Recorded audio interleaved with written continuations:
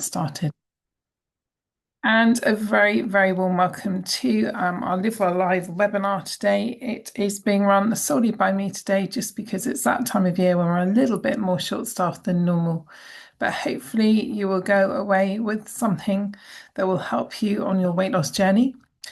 Just to let you know, I am Ruth Taylor. I'm the nutritionist with Boots Online Doctor Service, and I'm also a registered nurse and health and wellness coach.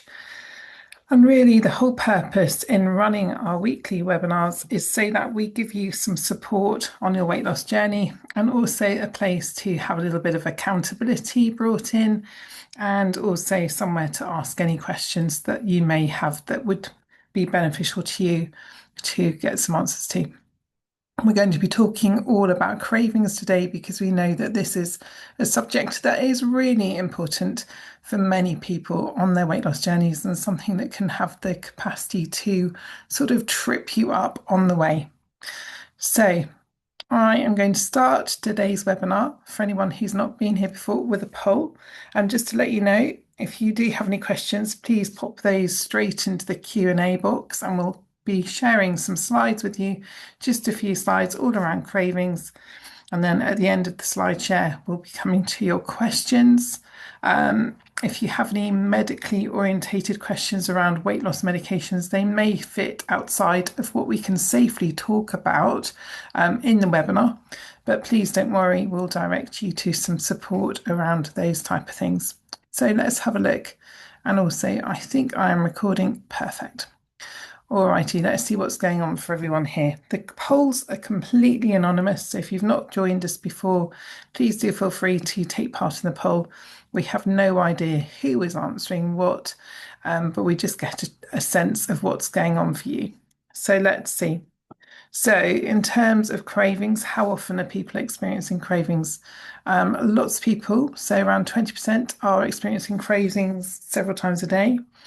30% of you are cravings once or twice a day, around 30% most days. Some people down to weekly, which is great to hear, and a very small number of you, around 10%, aren't getting cravings that often at all. Well done to you. And if you have any top tips on what is helping you with your cravings, do let us know. We would love to hear from you. So please do share your tips in the chat box because we can support one another as well. Do cravings impact your ability to lose weight? So 70% of you are saying yes. So this is a really big subject, isn't it? And I think we know that cravings can 100% trip us up. So the biggest problem around today is chocolate. I guess we're not totally surprised for 40% of you, 25% of you, salty snacks, emotional eating, stress, boredom, sadness, late night cravings. A lot of you are experiencing emotional cravings, and we're going to be talking all about emotions. We're creating a whole new webinar around emotional eating that we're hoping will be ready for some stage in September. So let's get moving on. So what are cravings? We know that cravings are very different to hunger. That's quite interesting, I find. So with a craving is a strong desire to eat one specific food or a range of those specific foods. And that craving can often lead to an overconsumption of that food. Typically, cravings are for high energy foods like sweet treats such as chocolate, which a lot of you have said, or those less healthy snacks like crisps, or even desserts. Or it might just be that you've got something sitting in your cupboard and it's talking to you. So, why do we experience cravings? Well, interestingly, a lot of you have said stress can be one of your triggers. And so we know from the research that stressful situations can, in fact, trigger cravings. And regularly eating highly sort of high sugar foods can create this habit and almost build that craving habit as well. So, craving foods that are not particularly good for us or are higher in sugar or higher in less healthy fats can actually just create that craving cycle in themselves. So we know that eating sugary foods can cause spikes in our blood sugar, and also that can lead to crashes in our blood sugar. And I'm going to go into that in a little bit more detail too. soon. So we know that when that happens, that whole cycle can kick off. And when we get a crash in our blood sugar, we will start craving more of that food. And this has become a problem in more recent years simply because there is so much availability of sort of like those highly addictive foods and foods that are really difficult to resist. So, and we also know that there's a lot of marketing that goes into the foods, and there's also very clever manufacturing processes that happen when they create those foods. So, stress has been shown to increase cortisol levels, which can drive cravings. Now, the research says that that's especially in women, but actually, what we found from running the webinars is that the men who join the webinars often experience cravings as well. So, I'd love to hear from you whether you're actually a man who's here today and experiencing cravings, because really the research perhaps needs to be reviewed. And historically, it's thought that stress affects men and women differently, but I just wonder if the playing field is evening up. We know that long-term stress is linked to a variety of health problems. So that can include depression and also heart disease and really sort of like a higher BMI, higher metabolic health problems. So we know that actually overcoming cravings is a really important aspect of improving your health and helping with weight loss. So let's move on. So what happens when stress impacts the cravings? So one of our hormones, let's have a look and see if there's any helpful comments here as well. So don't want to ignore you. Great. What about alcohol? Does that fit with a craving? Yes, I would say really it can. For some people, that can be the sort of like Achilles heel of the whole story. So it's really important to be thinking about all of those. So it can be drinks, it can be alcoholic drinks, it can be other drinks, sort of high sugary, sort of other drinks like coffees that have got syrups in and things like that. We can crave all sorts of things. Okay, let's go. So, what happens with stress? So, one of the main hormones that regulates our appetite is called leptin. It's made by the fat cells in our body, and when released, it triggers a sensation of fullness. When leptin works well, it will signal to your appetite, to the center in your brain, that you are full and to stop eating. However, we know that we can become resistant to the effects of leptin, and so our appetite regulation blunts. This can lead to a loss of appetite control, and the sensation of eating really doesn't have that impact that we really would in a healthy situation expect it to have. The three main reasons that we can become resistant to leptin and unable to respond to it includes too much stress, having too little sleep, and eating those sort of high glycemic, high sugar, high fat foods that we know are on the sort of less healthy scale of the foods that we can choose. In leptin resistance, we just don't respond to the signals that we're full. And so our off switch for eating really doesn't work for us. And if we become resistant to this trigger, it can have lots of negative effects on the body. For example, the body can also have difficulty responding to insulin, which is our sugar storage or our fat storage hormone. And that can lead us into the situation of insulin resistance, which can then take us down that path to pre-diabetes and type 2 diabetes. So stress is a really important factor to consider as it can really increase cravings, can really blunt that leptin signaling. And when you're under a lot of stress, your body is going to produce more cortisol. And this can lead to an increase in hunger, an increase in cravings for high fat, high sugar foods. And that whole blood sugar regulation can really alter. Now, what is too much stress? That is very interesting because actually it's individual and actually it varies in different life phases and at different times. So sometimes we're much more resilient and we can tolerate a lot more stress. Stress is almost like having a bucket, so you can keep filling it up and you might get to that top of the bucket where you've had so much stress from so many different areas of your life that actually you've just reached a point whereby you just lose that resistance and your resilience in terms of stress management. So it can vary. So, review where you are in terms of your stress management and how stress is affecting you, because it may be 3 years ago you were really resilient and could tolerate a huge amount of stress, and it may just be that actually that resilience has changed.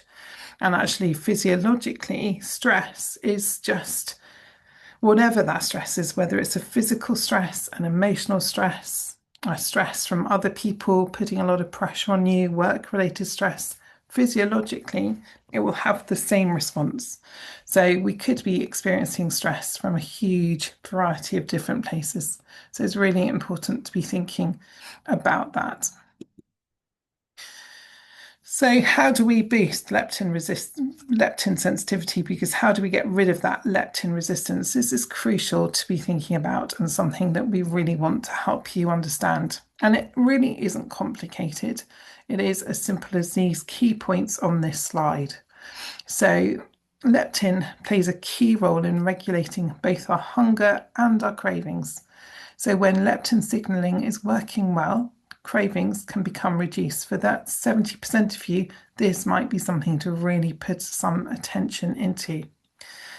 Low levels of leptin or leptin resistance and poor sleep and a lot of stress can increase our cravings, making it harder to control our food intake.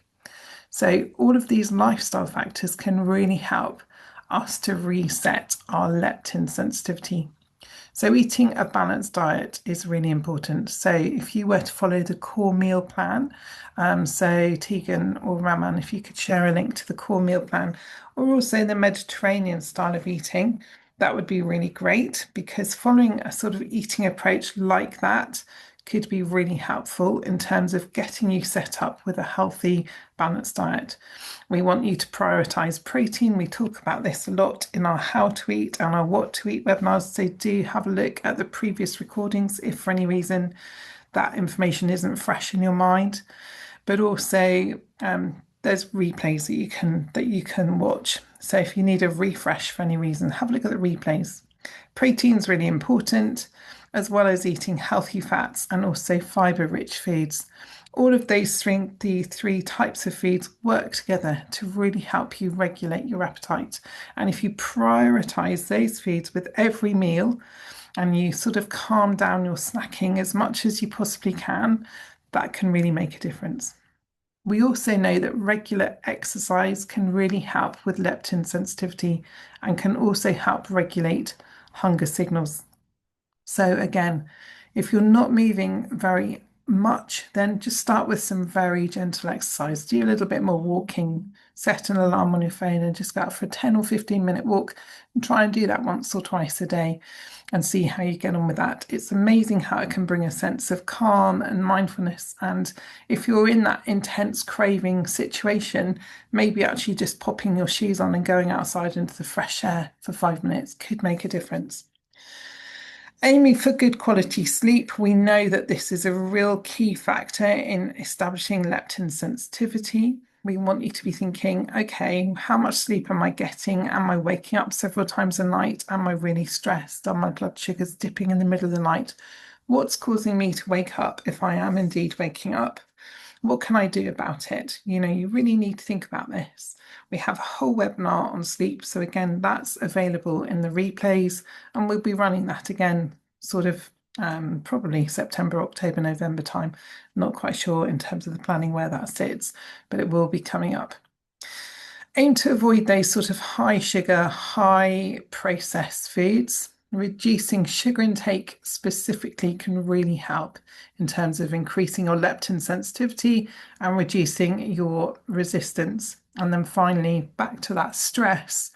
We know that chronic stress increases our production of cortisol, which can really, really interfere with leptin signaling and can increase cravings. So we really want to try and balance. Now, if you're sitting here looking at this slide thinking, gosh, there's a lot of work to do, just start wherever you are and start with one thing.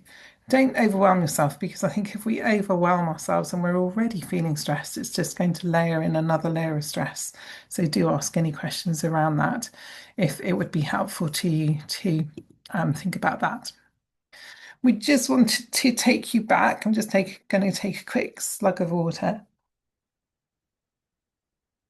We just wanted to take you back to think about blood sugar balance and why this is such a fundamental aspect of weight loss, managing stress, managing blood sugar, because this is the crux of really the whole approach that we recommend in terms of long-term weight management.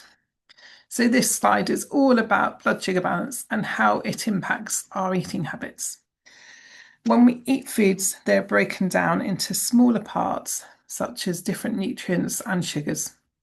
They're released into our bloodstream and affect our blood sugar level. If we look at the graphs, we can see the impact of high sugar foods on the red side of the chart.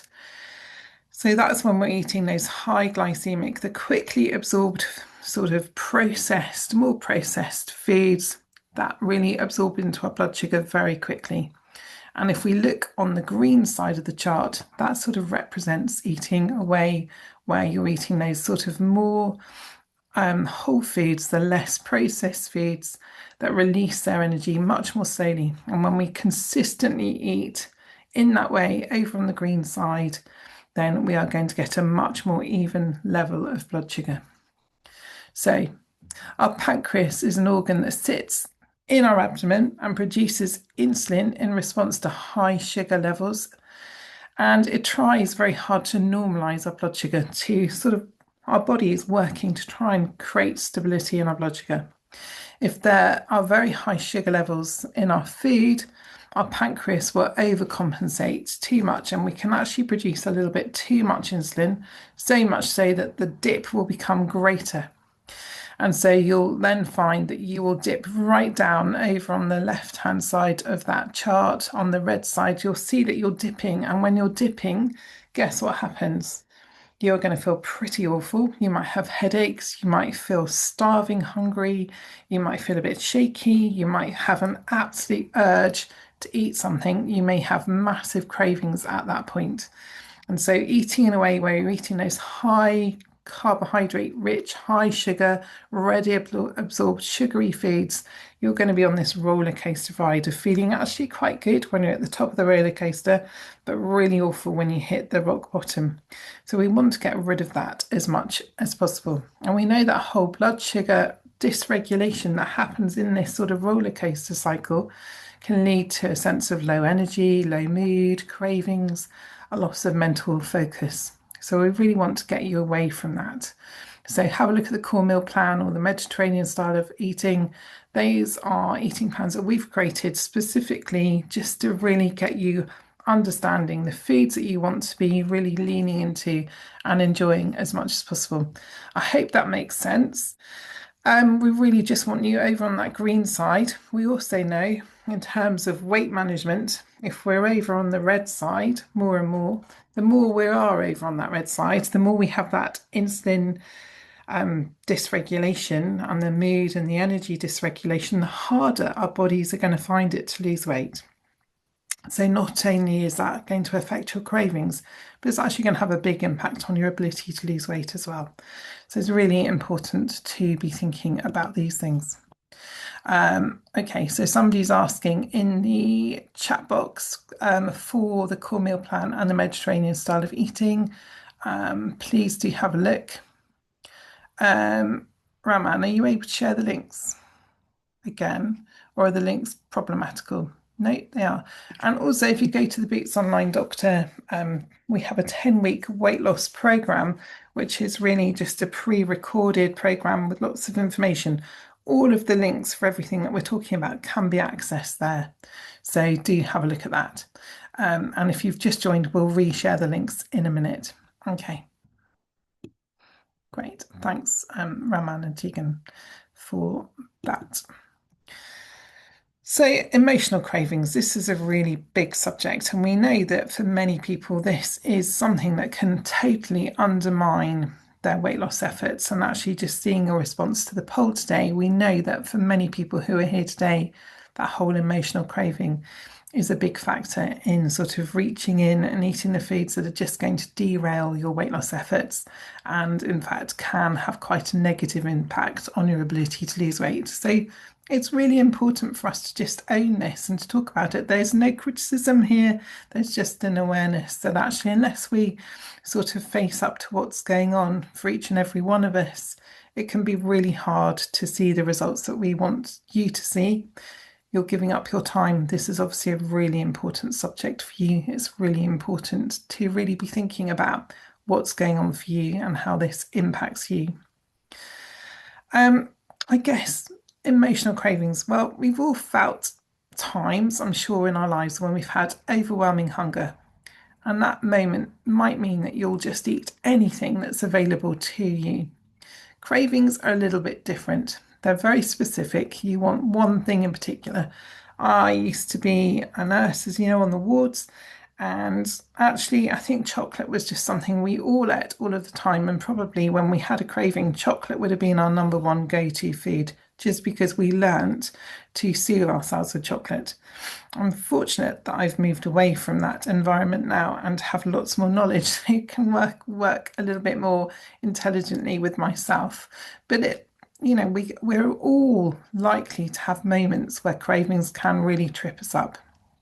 A lot of people get cravings now and then, but for some, they can be sort of overwhelming to the point where they're controlling them. And I see from the poll that we did earlier that for quite a number of people, they're having cravings several times a day or several times a week, in which case we really need you to lean into how you can stabilize your blood sugar and what to start thinking about what it is that's triggering your cravings. Is it your emotional well-being? Is there something going on for you that would be really helpful for you to address? Giving into cravings can often mean that our weight loss efforts are derailed. You can be good all day, but then you can hit a wall, and that hitting the wall can mean that you derail your progress when a craving hits. Cravings, we know, can lead to binge eating. They can lead to disordered eating. So we really want to be thinking, okay, what's going on here? Can I get a hold of this? Can I take control? Or is this something I need some really professional help with? Brain chemicals like serotonin and dopamine react to junk food in the same way that they do to street drugs. So things like cocaine or heroin, there is some really interesting research that sugar can be almost as addictive as those drugs. So this is not a simple situation to overcome, and we're not undermining how complicated this can be for many, many people.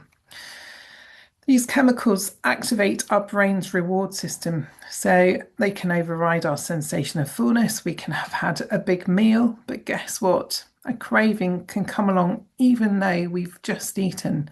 So cravings are not really related to hunger.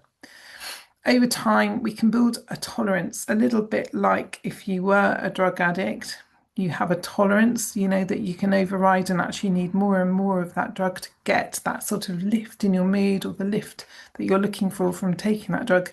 It can be the same for these foods that we crave. So it might be that you used to be able to just have a couple of squares of chocolate and then suddenly it's got to be half a bar or then the whole bar or even like a family-sized bar. It can just escalate.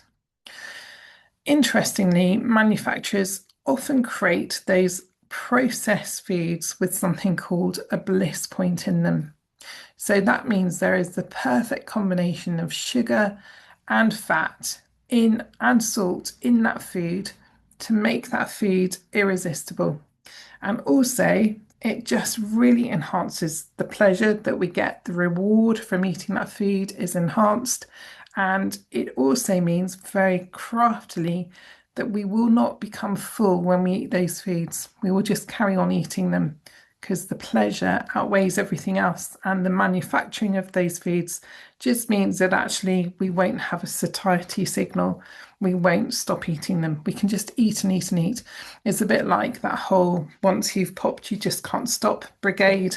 It's a very similar thing with all of these sort of high sugar, high fat, high salty foods. It's just incredibly clever manufacturing that is not really designed for us to be thinking about our health, but just to be thinking about how we can sell more of those products or how the manufacturers can sell more of those products. So if you're in that situation, it's time to really take stock.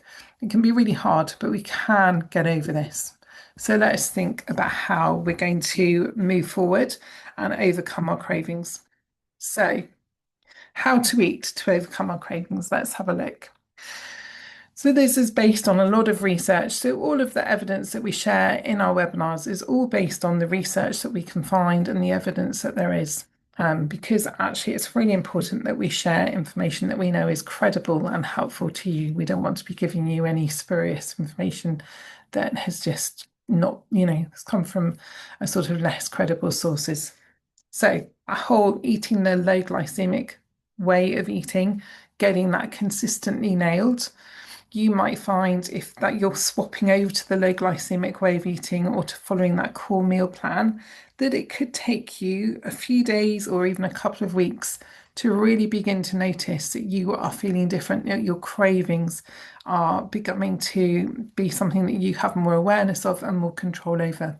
It's not going to be an overnight fix, but you will notice over a period of a few days that you are perhaps craving less, that you're fuller, that you're less hungry, that your sleep is better, that you're getting less disturbed sleep. It can have a multitude of beneficial effects. Maybe that your mental capacity or your sort of like ability to concentrate is better because all the time you're on that red side of the chart, all of that can be quite adversely affected too. So have a look at the core meal plan. Make sure that you drink enough water. We know that drinking enough water can be a really important element in terms of just helping us to eat less and to lose weight. And when we start feeling good in ourselves, when we're properly hydrated and we're losing weight, that can give us a lift in our mood that can really help us to take control as well. So, in terms of drinking water, there's some really interesting research that suggests that drinking something like half a litre before each of 3 meals a day can really help us to eat less. And I think just being hydrated, if you are craving, maybe swap to having a sort of clear fluid drink. And somebody before mentioned those new products called water drops, which is a very natural way of putting some flavour into your water if you're not somebody who likes lemon or apple slices or blueberries or just some fruit added to your water. Try adding lemon to your water because actually the polyphenols that have been found to be in lemons have been found to improve our glucose metabolism and also help to reduce cravings. So lemon in water, if you can tolerate it, if you haven't got any horrible reflux problems that might be irritated by lemon in water, then try lemon in water and go for quite lemony water. Just a little slice probably isn't going to be adequate. You could squeeze a whole half a lemon into sort of a 200, 300 ml glass of water if you can tolerate it. Again, there's a very small amount of research that apple cider vinegar may help to reduce cravings. And you would buy this in a liquid form and again add that to water. We're often asked if the gummies work, but I don't think the research has been conducted around the gummies. It's been conducted around the liquid that you add into water. And again, the suggestion is that this again can help with insulin sensitivity. And again, it will move you over to that green side of the chart. So have a look at that. And if you are going to add apple cider vinegar into water, my recommendation is that you start with a very tiny amount. So maybe in a 200 ml glass, you would add something like 1 teaspoon to begin with. So it's incredibly dilute. And if you can tolerate that, you can gradually increase how much you put into that glass of water.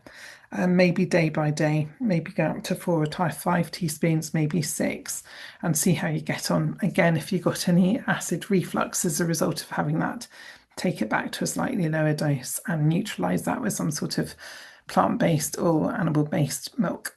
So thinking is really important. So you need to really start taking control. And one of the ways that we can do that is actually being honest with ourselves. And I think that is not meant in any sort of undermining way at all, because I think we can all kid ourselves and we can all give ourselves a pat on the back and tell ourselves, oh, it's just, I'm just going to give in now. It'll be fine later. But just remember, the more we sort of keep that roller coaster ride rolling, the harder it's going to be to get off from that roller coaster. So Check in with yourself. Are you physically hungry or are you feeding your mood? Start recognizing your patterns of behavior. Start being organized. We're not keen on you snacking all of the time, but depending on where you are on your weight loss journey, eating 2 or 3 meals may not give you that sustained energy initially.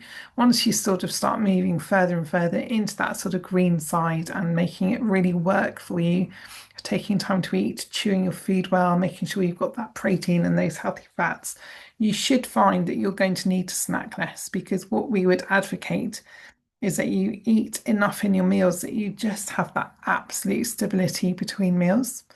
But it takes time to get there. So if you're needing to snack, we'd much rather you sort of had some healthy snacks prepared, because that is going to make it much easier for you. And you can just grab those, have those mindfully as much as possible, and just wave goodbye to those high sugar treats. Make them a really occasional treat. Everybody should be able to have some of these foods occasionally, or generally everyone, but it does need to go into that whole treat territory. And we then need to think about, okay, so how often is it okay for me to have that treat? What is it I want more? Do I want to see some positive improvements in my mood and my energy, or do I really want this more? We have to be really honest with ourselves. So really think about distractions, maybe think about the foods that you enjoy that you could use as a treat, and really maybe think about what you could do as distraction strategies. So instead of a poll, we're going to ask you now to think about what you might do differently this week to overcome your cravings. And I'm just going to share the last slide, which is just to let you know when we're back. We're actually not going to be here next week, just because unfortunately we don't have anyone available to run a webinar. So we are going to miss next week. It's a bank holiday Monday, so hopefully that won't affect too many of you adversely. And we'll be back with you on the 1st of September. We're going to be going right back to basics and thinking about what to eat to lose weight, which we'll be talking about food and really getting us all on the same page in terms of what to eat, why to eat, and really hopefully helping you in terms of that understanding. So I am stop sharing the slides. Thank you so much for your patience, and sorry, it's just me. I'm now going to come on to your questions. So Raman and Tegan, I may need some help to find any questions that are in the chat box, if you don't mind popping them towards the end, and I will go. That's a very sweet comment, thank you. I'm going to go to the questions in the Q&A box, and I'll come back into the chat box. Okay, guys. Oh, I love that question. Sorry, we've got someone here who's been here a few times. I recognise your name. So somebody is asking, to what extent might particular food cravings reflect an underlying deficiency or imbalance within the body? Well, this is the whole world of nutrition speak, isn't it, really? I think that it can often be a sign of possibly a bit of an imbalance, but I would always recommend that we start out by eating in a way whereby we're giving that consistent blood sugar balancing approach, because it's fascinating to me if we're loading our plates up in a way that supports our health, then so we're sort of putting that protein on our plates, we're basing that protein on around 1 gram per kilogram of body weight over the course of a day, and you're putting on a sort of like small amount of healthy fats, you're loading up with colourful vegetables, you're putting a small amount of the sort of like more complex carbohydrates, so things like brown rice or quinoa, or a very small amount of new potato, on a main meal, for example. Try and do that as much as you can. If you're getting your meals nailed in terms of following that core meal plan type of approach, and you manage that for a couple of weeks, then check in with yourself and see what's going on in terms of your cravings. Because I find that actually once we start eating in that way consistently, the cravings will calm down, and then we can start thinking, okay, what's going on here? Are there some residual issues? And really think about that. So thank you for that question. I hope that's answered it well enough. Um, Next question. I'm going to move on to, you mentioned eating high fructose HFSS foods can increase cravings. Would you suggest just avoid, and how long until cravings can reduce? Interestingly, it depends on you. So the high fructose, the high sugar, the high salt foods, those highly processed foods are what we're talking about here. It depends on you. It depends on how long you've had those cravings for, as to how long you're going to find that it takes to get rid of the cravings. It also depends on what's going on for you in terms of your stress load, your emotional health, your emotional well-being, because we're all very different. If you consistently eat in a way where you're getting rid of those and you're not even having them in your cupboard, so you can't just tune into them and nibble on them in those difficult moments, then I would anticipate that you would begin to feel a little bit better after just a few days. It can really be that quick. If there are huge emotional reasons why you're craving and they're still there in the background, you may need to actually do something to resolve those issues as well, which obviously can take a lot longer and be a lot more difficult. So it really depends on what's going on for you, why you're getting the cravings. If it's simply down to possibly overeating the foods that we'd really recommend to become your treat foods, it can happen quite quickly. So see how you get on with that. I hope that's helpful. Okay. Question, do we mention that leptin is linked to insulin resistance? Yes, insulin resistance and leptin resistance do work very closely to one another. So we want those whole physiological imbalances to start coming together and actually improving. So do you see how you get on with that? If we improve our sort of the way that our insulin works in our body, we may then should find that our appetite and our leptin sensitivity will increase. Is leptin resistant impacted by menopause? I think the short answer is yes. It's a much longer answer. When we hit perimenopause and menopause, our whole hormone regulation for women in that situation becomes incredibly unbalanced. And actually, one of the things that unbalances alongside the sort of sex hormone of estrogen and progesterone and testosterone is insulin sensitivity will shift massively, which is why we often see women really beginning to struggle with weight management around that stage. We do have a whole webinar on weight management in menopause. And so because you have more problems with insulin sensitivity and insulin resistance at that stage, you will then potentially have more issues with leptin resistance. So I hope that helps a little bit. But there's a whole webinar that you can tune in and watch a replay on if you would like to. What is it about processed sugars that isn't good for us? Okay, that's a really long answer. I think we have a whole podcast on this. So don't know, Tegan, if you can find a link to the podcast, because some of those are really great and they're really simple to listen to if you're driving or going for a walk. So we really like recommending tuning into those to the podcasts. The problem with those complex, the processed sugars, the processed foods, is several reasons. Number one, they're generally manufactured in a way whereby they don't have many of the sort of complex nutrients still available. So they're sort of very undermined food. They're not really a food, they're just a man-made product quite often.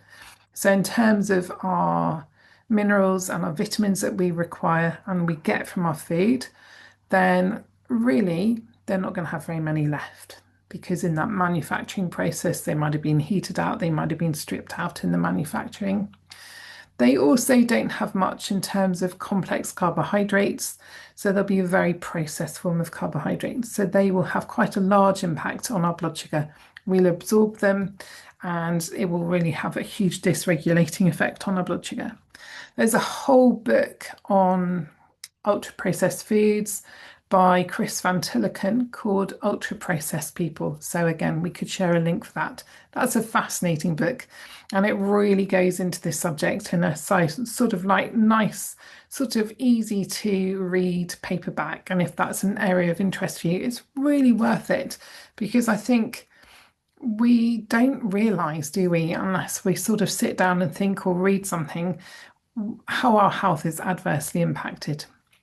So have a look at that book. Tegan, have you managed to share the link for that? Let's have a look. It's a really great little book. So have a look. We'll share the link in a minute, hopefully. Somebody's asking, is there such a thing as drinking too much water? Yes, absolutely. The general rule of thumb, looking at the research, is quite surprising. So let me get my head around this. I just need to rethink. I think it's something like, I'm going to have to think because it's in my head, but it's right at the back. And I don't want to quote the wrong level of how we calculate our water requirements.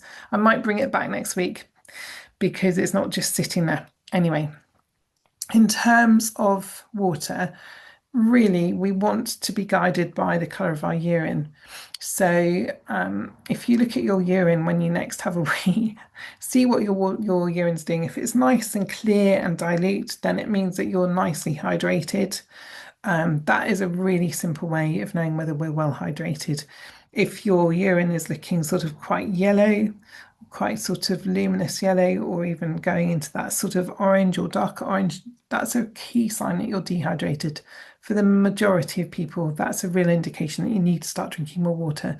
The caveat on that is if you have, for any reason, been given a water fluid restriction, or if you suffer with problems with, sodium and potassium balance for any reason in your blood, then you need to really be thinking about those types of things. But for the vast majority of people, actually using your urine as a barometer is a really safe way to go. So see how that goes. Let's hope that helps. Somebody's saying they've got rid of chocolate cravings with blood sugar control, so can confirm that this approach works if you stick with it. However, I find crisps a different challenge, and I suspect may not be glucose related. Any tips for salty cravings? Yeah, actually, there's a really simple tip here, and it could be quite gross, but you may want to go for it if crisps are really taking over your world. And just by adding a little bit of sort of salt into some water and just seeing if that helps, because sometimes we will crave salt because we actually need it. Sometimes, yeah, exactly. It can help. So again, it's not for everyone, so it's very individual. But have a think about that. Yeah, perfect. All righty. Does consuming sugar-free products intensify cravings for sugar and lead to increased eating? Yeah, unfortunately, when we eat those sugar-free products, our bodies will receive a message that they have had something sweet. So we're very basic in terms of how our bodies function. We really haven't moved on in the last couple of 100 years. Our bodies are still very primitive in how they work. So if we eat those sugar-free products, we will get a message that we've received something sweet. And as a result of receiving that message, our body will create some insulin. And then your body will be in a situation of having more insulin hanging around, but no sugar for it to work on. And we can get that whole blood sugar dysregulation. So see how you get on, and see if you can begin to bring those down. Yeah, we would really recommend getting away from those as much as possible. So somebody is talking about insomnia, is asking a question about insomnia, and they're taking a weight loss medication. And so their medical professionals are suggesting it might be as a result of that. If you are a Boots Online doctor customer, please do email in on your account, and we can we can give you some direct advice to you. Hopefully that will help. You're slacking on dark chocolate, bananas and nuts at around 4 a.m. Is that a bad idea?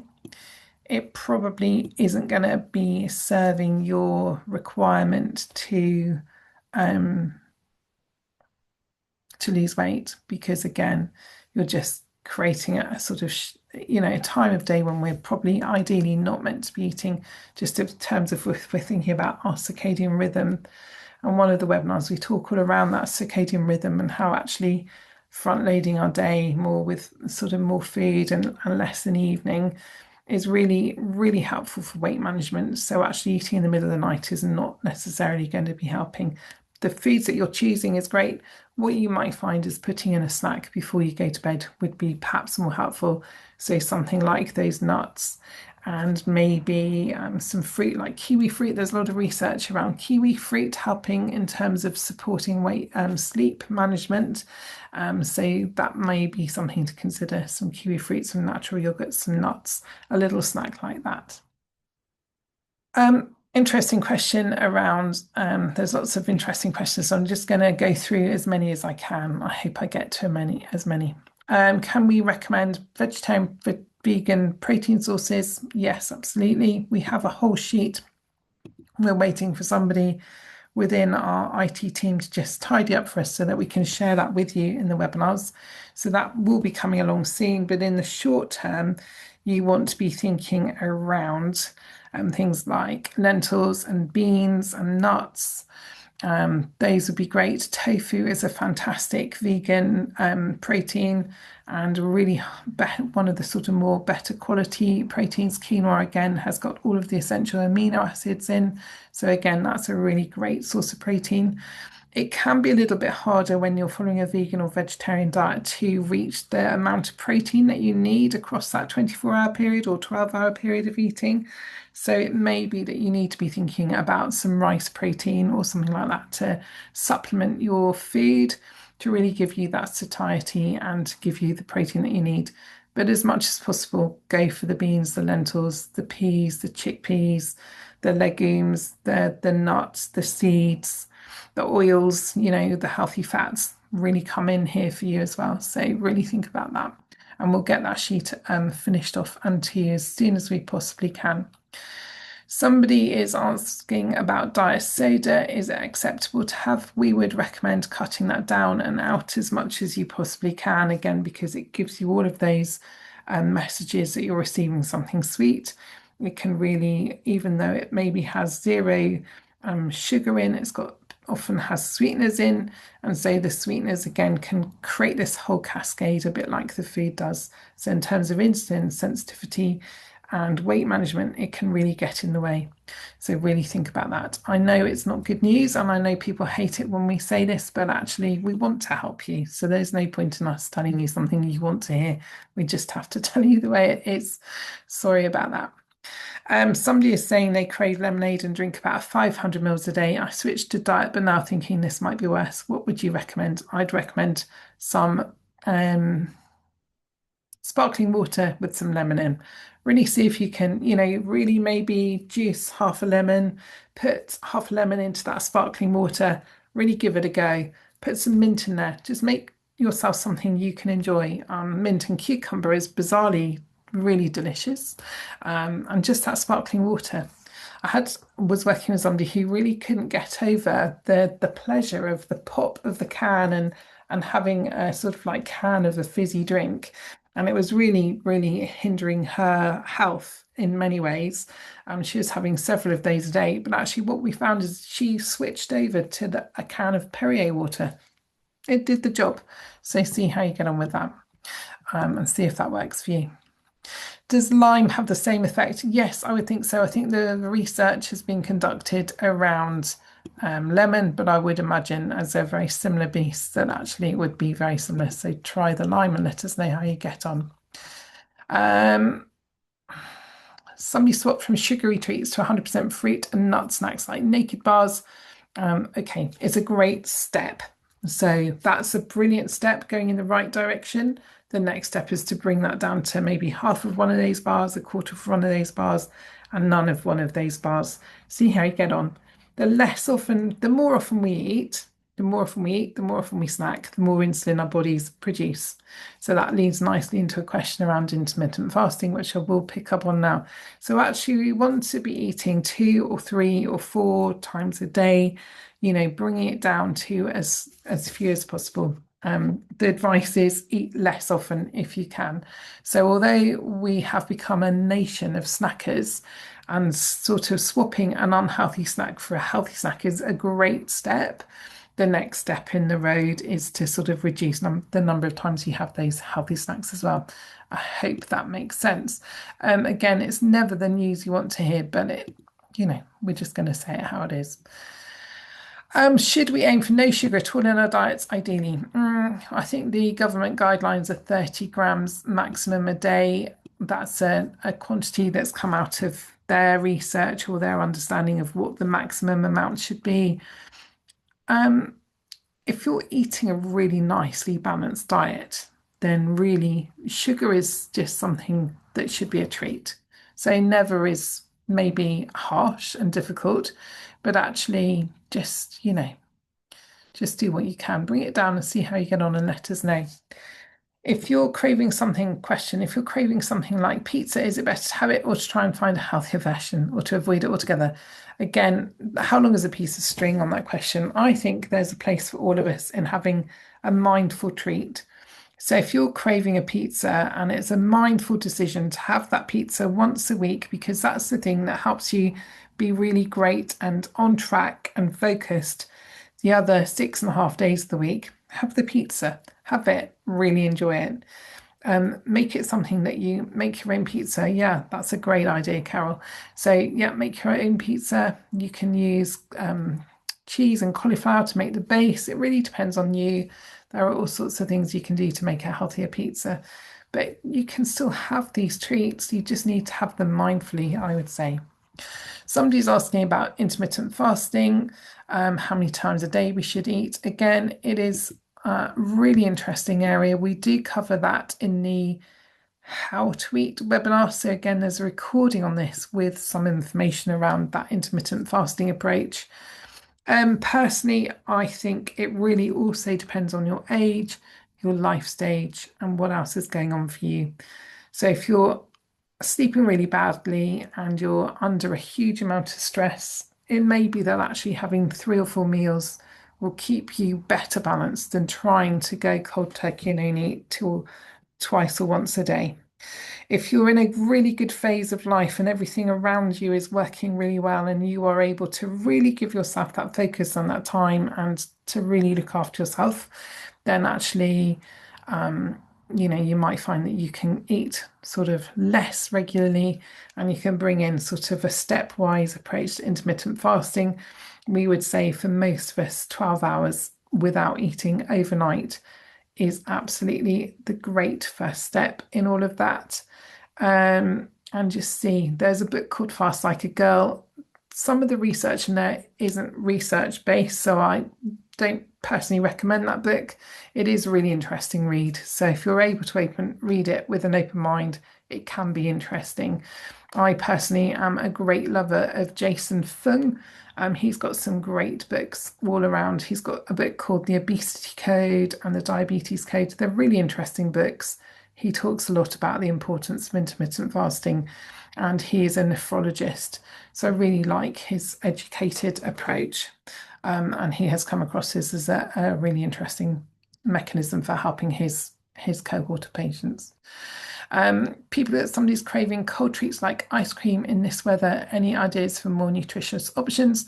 Maybe swap to a sorbet, tends to have less sugar in, or again, Jason Fung. His surname is Fung. Have a look. I'll try and write it in the chat box in a minute. And what can you have instead of? Maybe you could freeze some fruit for yourself and have that as an alternative because it would naturally be lower in sugar, and combine that with some nuts. Or maybe make yourself some ice cream with some sort of natural yogurt with some whisked up fruit. That might work and would be really easy to do if you have any sort of blender. So this person is called Jason Fung. There. Okay. So let me have a look. So he has written the obesity code. That's if you look for that one, then you'll find his other titles as well. Cool. Isn't our metabolic rate boosted each time we eat? That's confusing. Yeah, it's confusing.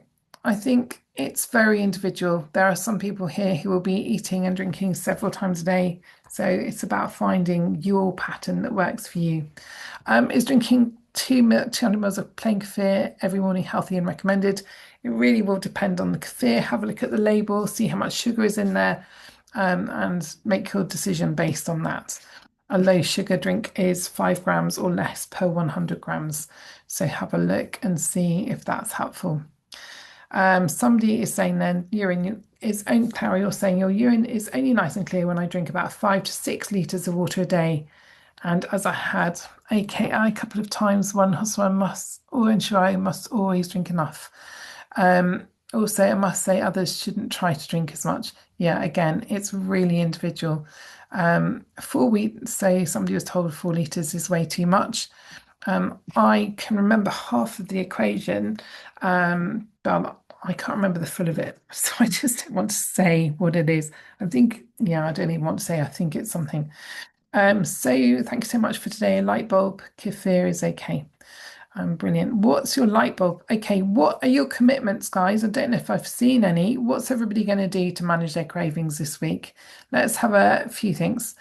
Would a sugar-free syrup in a coffee, sugar-free syrup in a coffee? I think we've already sort of covered that by talking about those sort of like sugar-free sodas. It's the same sort of approach.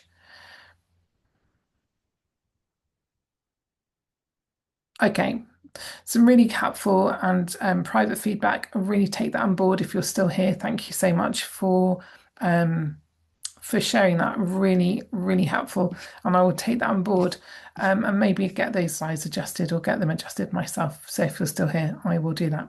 So let's see what everybody's going to do as our last couple of minutes of today's webinar. I hope it's been helpful. There you go. So Kayla, thank you for sharing the book. That's great. I'm going to try the gross salt in water. Perfect. Well done, Charlotte. Let us know next week how you get on. No, we're not here next week. Let me know on the 1st of September how you get on. Lucy, you're going to drink more water. Well done. Really pleased to hear that. Let us know how you get on. When you say more water, maybe it would be really helpful to set yourself a clear target and then you know whether you've done it or not, or whether you're going to be using your urine as a barometer. Be mindful of the impact a snack has on me. Brilliant. Thank you, Lisa. Replace diet soda with sparkling water. Well done, Lynn. I love that. I love sparkling water. I buy it for myself as a treat. Drink more water, Caroline. Stop buying sweet treats to prevent the temptation. Well done, Jean. If you don't have them there, it's so much easier not to have them, isn't it? Elle is going to carry on with 2 litres a day, but water and lemon instead of cordial. Well, that's brilliant. You're going to cut down on healthy snacks. Okay, well done, Charlotte. That is the next step that you've got to. So it's time to do it. Well done for being brave and going for it. More water for Sue. Well done. Smaller portion sizes and no snacking. Okay, go for it, Lemon. Sleep, always more sleep. More water. Linda, sleep is slim. Okay, I'm with you on the sleep, but it's always more sleep for me too. Revisit the eating guides. Great. We always need to go back and remind ourselves. We think we know, and then guess what? The next time we read them, we find something that we've forgotten. We're all the same. That's because we're human and we're not machines. You're going to try to avoid snacking, just a healthy snack before bed. Okay, Carol, we're going to hold you to that. I really dislike the word try. Somebody once told me this, and I think it's true. If we say try, it's sort of like the commitment is just a little bit off edge. So change the try word to I'm going to avoid snacking. And apparently that can really help in terms of it becoming a reality. And Dawn, you're going to do lemon in water. Brilliant. Thank you so much.